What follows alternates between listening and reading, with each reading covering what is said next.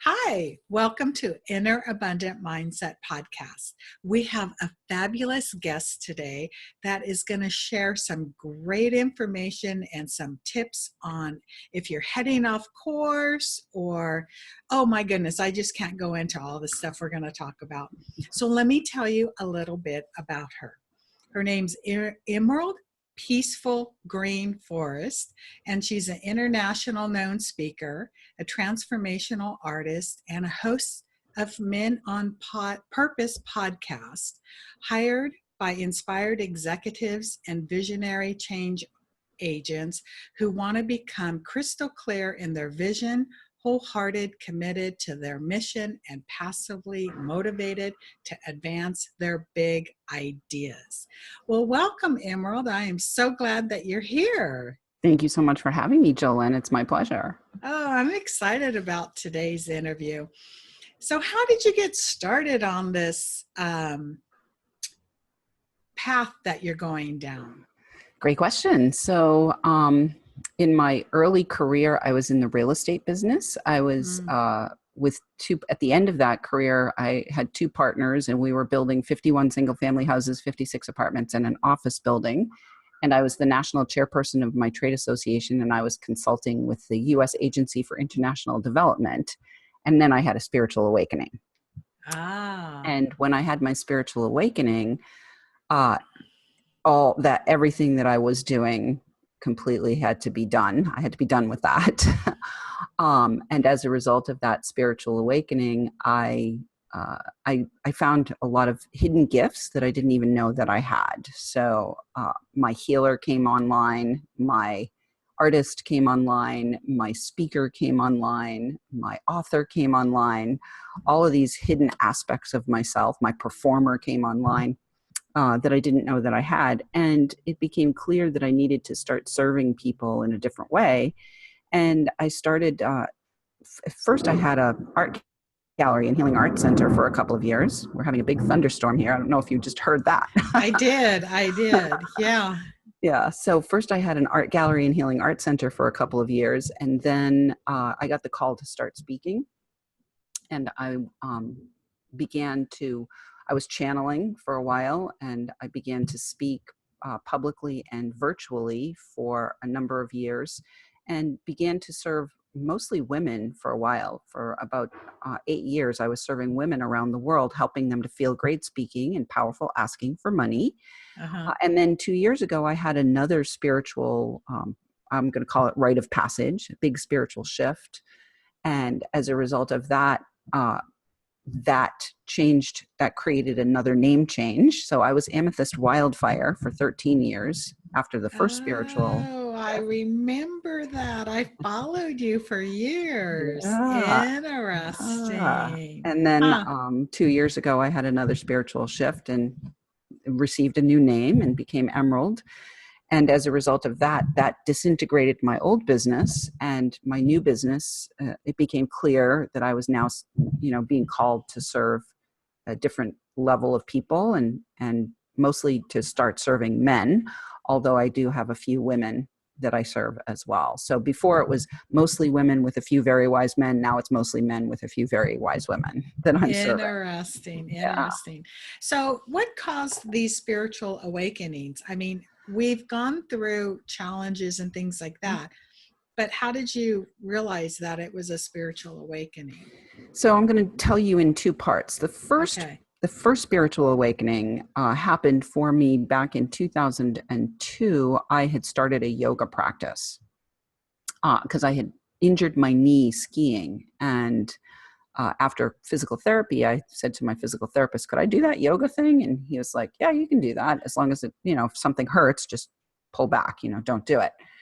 And so I started a yoga practice, and within 4 or 5 months of the yoga practice commencing, I just, started to open even more, and then had a specific incident where I was with my yoga teacher out in the park on a Sunday. She had a Sunday in the park kind of thing. It was a very beautiful sunny August day, and I was lying under a tree, And all of a sudden, my third eye burst open, and I could see angelic beings going up and down a golden staircase Oh, in my third nice. eye vision, and golden orbs going up and down this golden staircase in my third eye vision. And when I sat up and opened my physical eyes, everyone in the park was a golden orb of light. Now, at that time, I was Ah, still doing the real estate stuff. uh-huh. So it was a big, like, what the hell am I seeing? Like, what's like, Yeah, if I had not already been in a yoga practice and surrounded by people of a different mindset, I right. might have taken myself to see the psychiatrist and put myself on something. Right. And a lot Yeah. of people do because they don't realize that their gifts are coming online, Yeah. and or they're medicating themselves because they won't allow their emotions to come up. Like depression is a huge one. Yeah. Anxiety and depression. Exactly. I Wow. actually saw a thing from Jim Carey the other day, um, probably not the other day, maybe a couple months ago, that he talked about depression, but he reframed it in such a beautiful way. He called it depressed, deep Uh, rest, deep rest. Sometimes we need deep rest because yeah. we've been going so far and so fast that we've exhausted ourselves. So sometimes it's valuable to have deep rest, right? Yeah. So, yeah. So that was the first spiritual awakening. And within 2 years of that, I had my own art gallery and healing art center that I was getting ready to open. I started doing crystal healing and channeling and hands-on healing and lots of, which was completely different from being a real estate developer, let me tell you. Yeah, totally. Night and day. Totally night and day. I went from one end of the spectrum to the other. So, Yeah. Yeah. as I was getting ready to open my art gallery, I actually went and delivered my first crystal healing workshop. And that night, it was pretty sad because I had 3 people show up, but Uh, I was out there. I was doing it. You know what I mean? I had right. 3 people Right. show up. I actually earned less than I paid my babysitter, but I was Oh, out there and I was doing it. right. And the woman at the store that I was doing it at gave me a beautiful black tourmaline.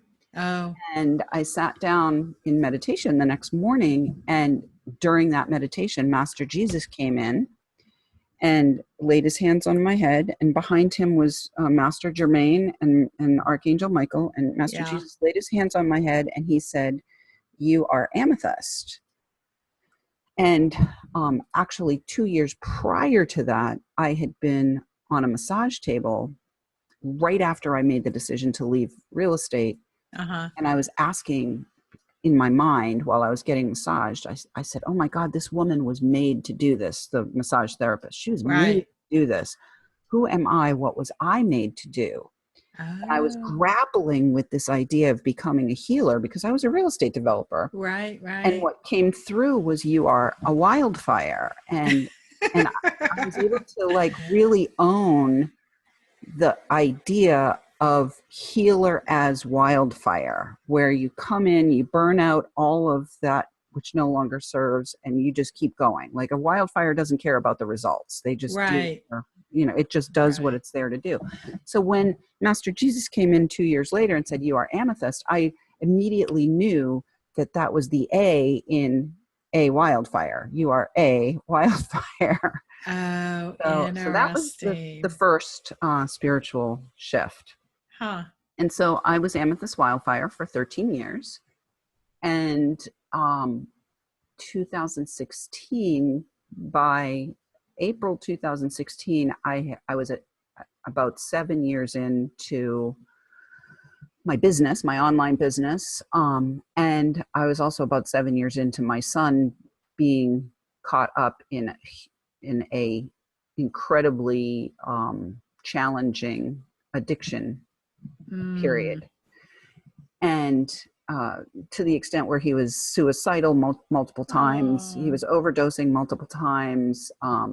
He was doing every drug you can imagine and some that you didn't even know existed.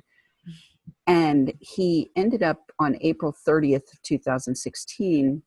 He was on the end of a 3-day uh, period of, he was either enraged or passed out, enraged or passed out. And that day I had been guided to do some land ceremony, and I did land ceremony on 10 pieces of property where I had lived to uproot myself from the soil, the toxic soil of abuse and addiction. Oh.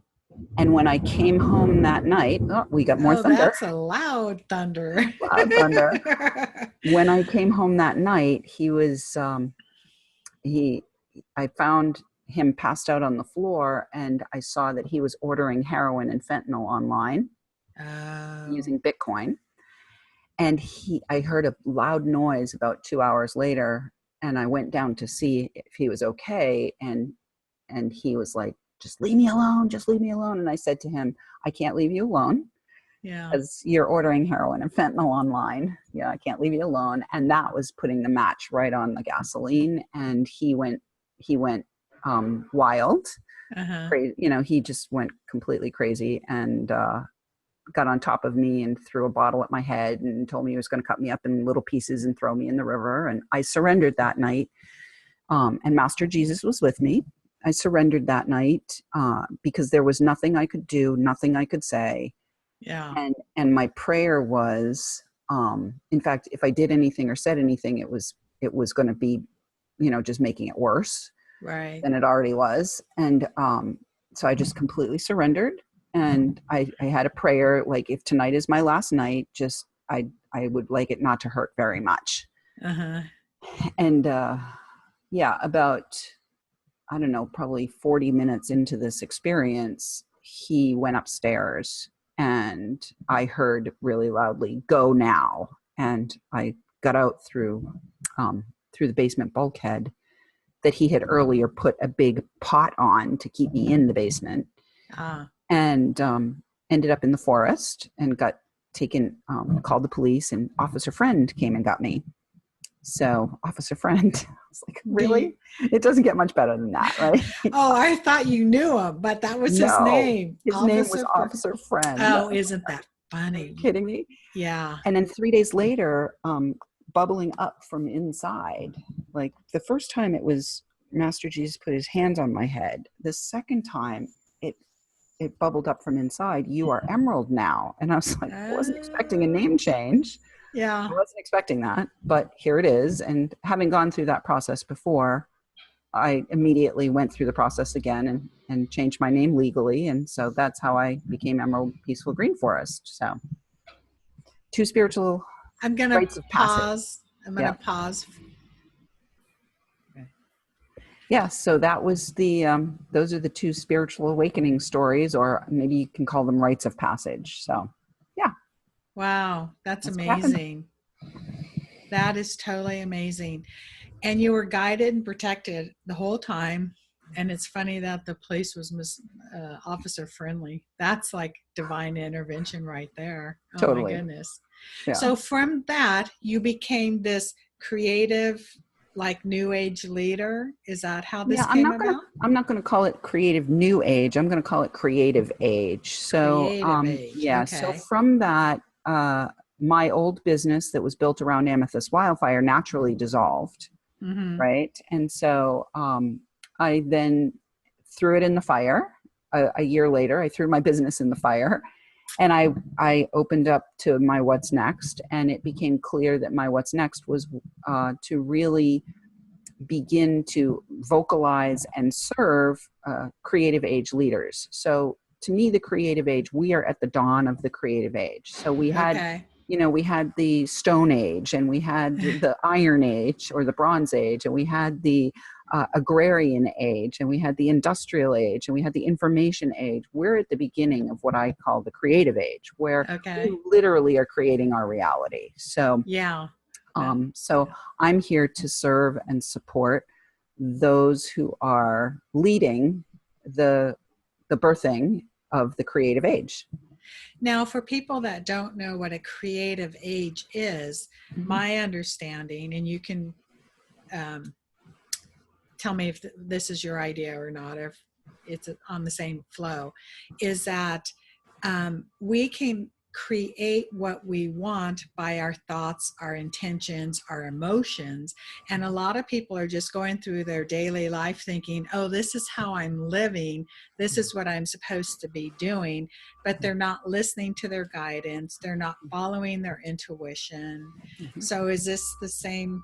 Yeah, we're on the same track here. And more importantly, I just really want to emphasize that there's a beep, beep, beep. I hear the trash Oh, truck. yes, that is the trash truck. So Isn't that exciting? So we're going to create with the trash truck. We're going to use the trash truck and we're going to say, it's time to throw into the trash beliefs that you are powerless. And the biggest gift of the creative age, in my opinion, is that we actually are capable of, when we choose to say yes to our natural powers, that we are capable of creating anything, including Yes. a whole new life, right? Literally, Right. I've done it twice. I created a whole new life twice. I've only done it once. Including But it was changing my name. enough. Pardon Including me? changing my name legally, right? Yes, I did too. Yeah. Yes. Uh-huh. So throwing into the trash, we're going to use the trash because we're Yes. creative, right? Right. So part of being creative is also being to look at what is available to you, resources in this moment, right? So in this moment, we have thunder, lightning, and rain on my side, Uh-huh. and the peep, peep, peep of the trash truck on your side. So how can we harness that energy and create something beautiful that will serve ourselves and the people that we are here to serve? So, yeah. And when I hear like a siren or noise like that, or even the thunder, like a couple times we heard the thunder, to me, that's like, oh, pay attention. Something was just said that was important. Pay attention. Mm-hmm. Or like you're driving on the freeway and then all of a sudden you hear a siren, like somebody, I don't know. And I'm like, oh, what was I just thinking? Because it's like, pay attention. Either you're off track with your thoughts or you're sideways in your thinking, or it's like, wow, that was really important. Pay attention to it. Mm-hmm. Yeah, definitely. And so coming back to the point of being a creative age, in the creative age, we actually have the power to collaborate with nature and the rest of our, all the people and beings and experiences that are happening all around us, and to bring in that information and make meaning of it. And so whenever you're making, even if you're making meaning, you are in the act of creation. So, yeah.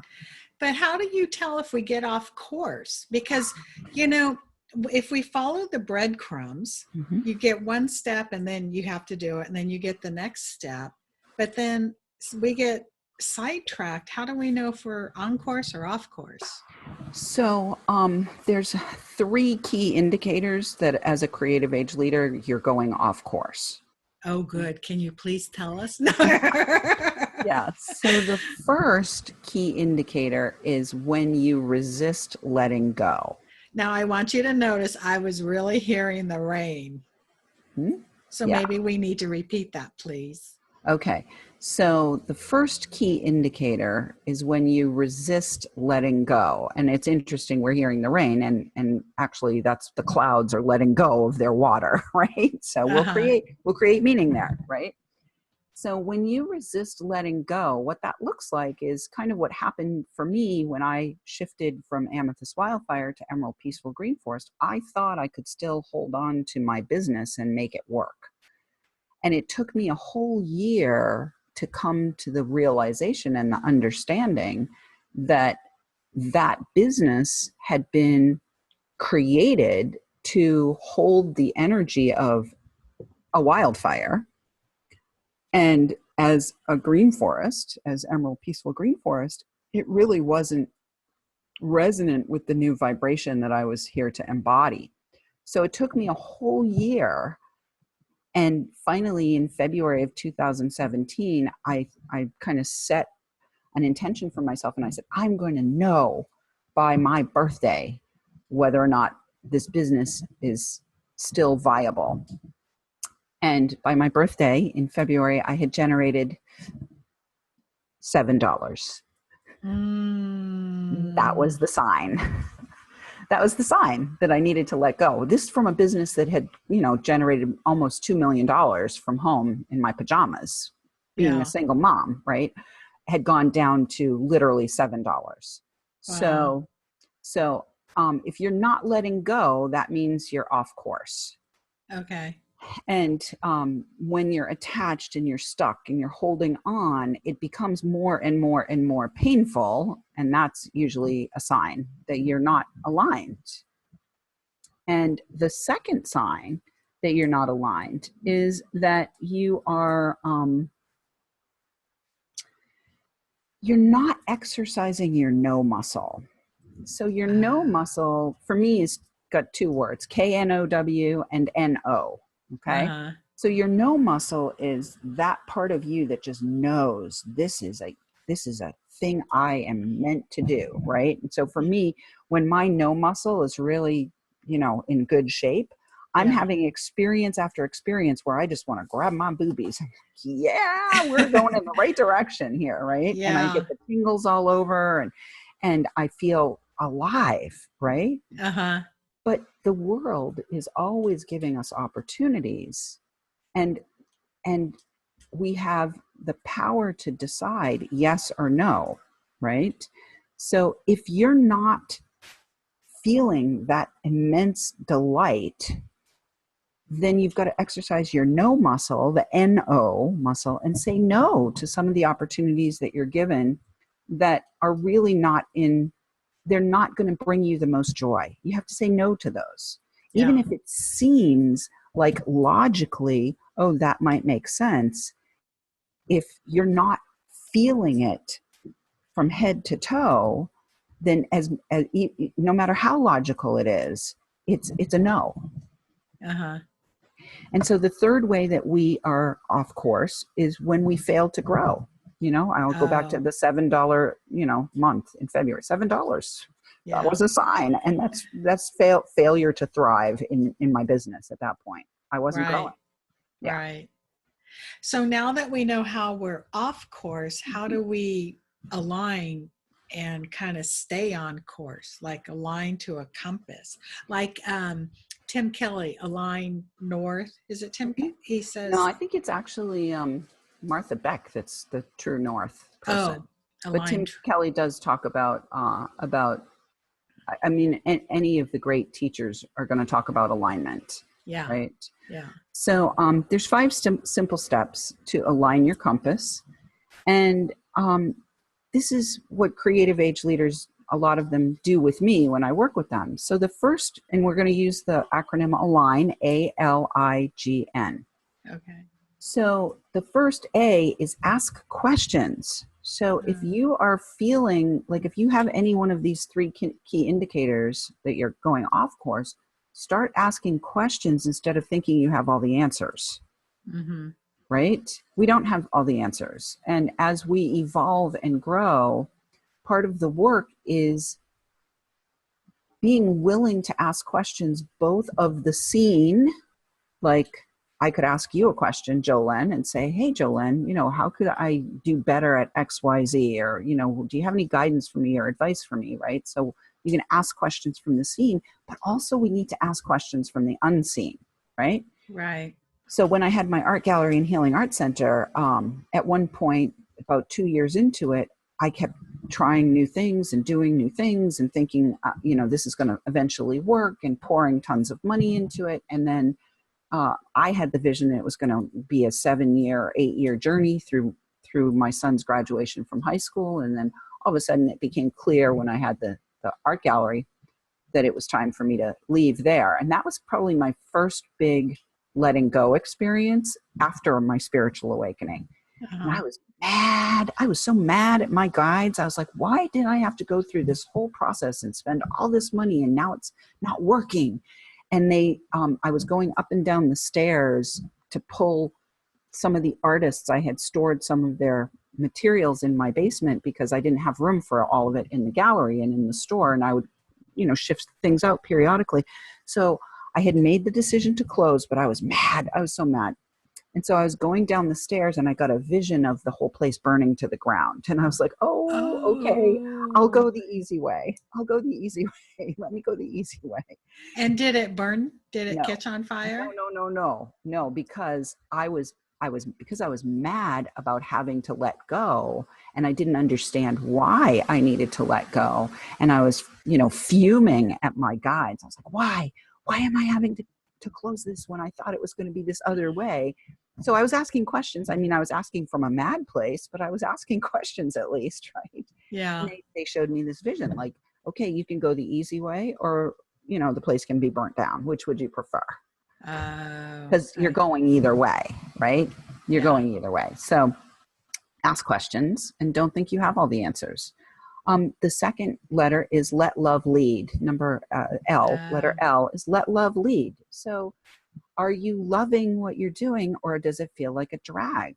If you are not, and this doesn't mean that you have to be in continual orgasmic bliss 24/7, although, that's a nice thing to aspire to. Let's aspire to that. Yeah. If you're starting to say, oh my God, I hate doing this, you're not in a place where you're in alignment. So you want to let love lead. And sometimes love is going to lead you into places you had not expected. Right. And so if you've got a business, if maybe you're an executive in a big company and you're starting to hate what you're doing, look around you and notice, where's love taking you? Maybe you love leading other people.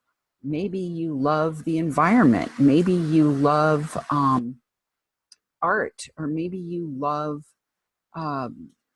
initiating new things. So one thing, when I was Amethyst Wildfire, I was big into initiating. Like for me, the big juice was starting.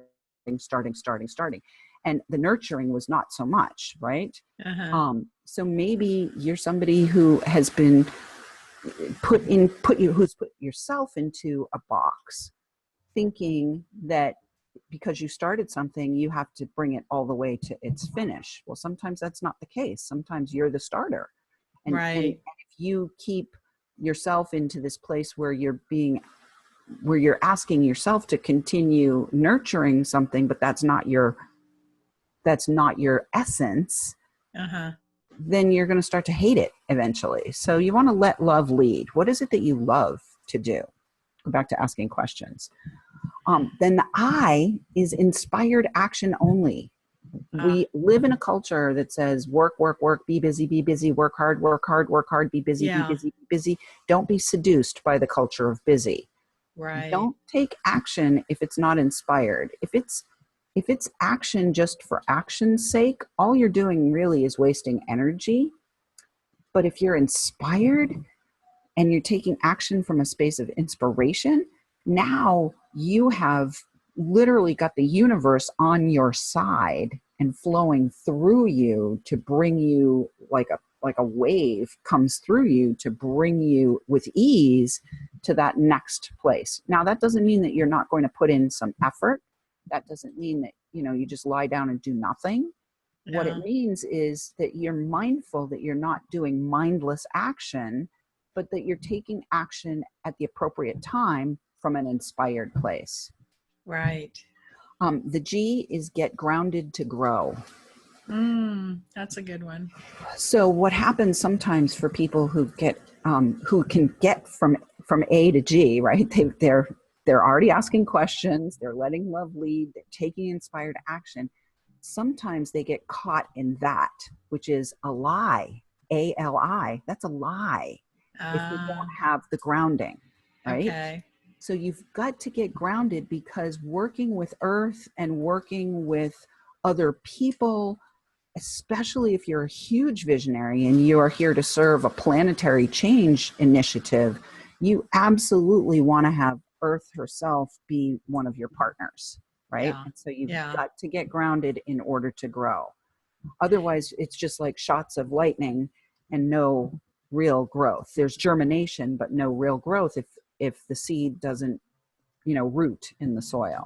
And one way I do that, and I didn't realize I was doing this until you have this little system, is let's say I'm in procrastination and I can't get something done.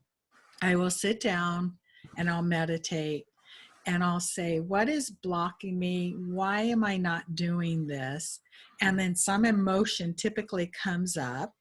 And then I work through this emotion and I go, okay, what is it I need to do now? And sometimes it's off track, I think, but it could be something as simple as go for a walk or clean something. And I'm usually trying to push some business project through, and I have to do the opposite. Totally. And what's really funny is I was learning structure, time management, let's call it. Mm-hmm. And my son said, Mom, I'd love this painting for Christmas. And it's from this French artist that paints in squares, yellow, blue, black squares with lines. And I'm thinking, oh man, I don't paint squares, I paint abstract. So not only am I learning structure in my life, I have to paint it in my creativity time. So it's like, go paint. And I'm like, oh, I'm learning structure.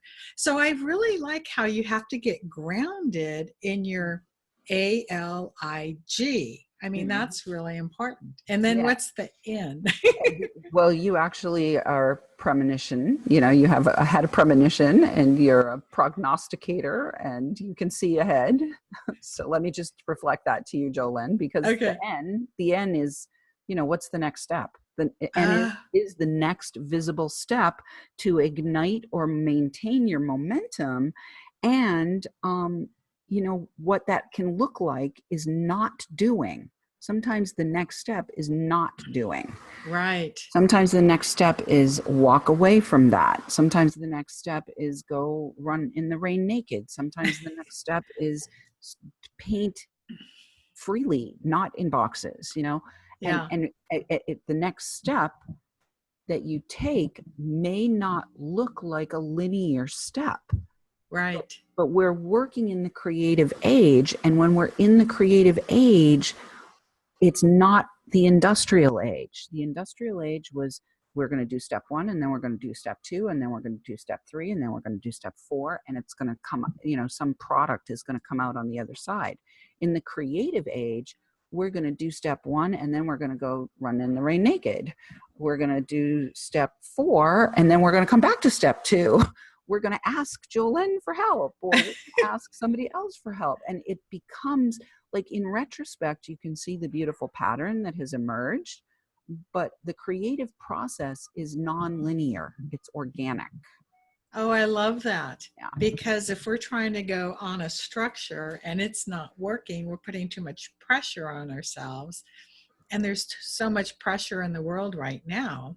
Well, and you're also consuming energy in this structuring of things that when it's time to actually make the right move, you're going to come up with a gas tank, a fuel tank, a power tank, an energy tank that's, running on empty because you've been busy doing the busy work that really is not in service to the creation. Right. Now, I'm not saying structure is bad at all. I'm not saying that you want to avoid having structure. I am saying that you want to avoid being attached to structure. Yeah. Yeah.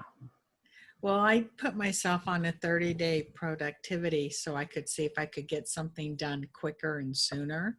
Mm-hmm. And I found myself off track more than that should tell you something.